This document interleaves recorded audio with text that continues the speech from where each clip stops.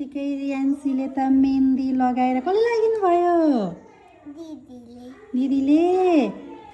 मेहन्दी लगाउन मनपर्छ तिमीलाई? मनपर्छ। कति राम्रो। साउनमा मेहन्दी लगाउनुपर्छ थाहा छ? हो। अनि अर्को कसले? यता पनि रहेछ शिवानीको पनि कति राम्रो। कसले लगाइदिनु भयो? सन्जु दिदीले। हो लु साउन लागेछ है मेरो विद्यार्थीलाई त।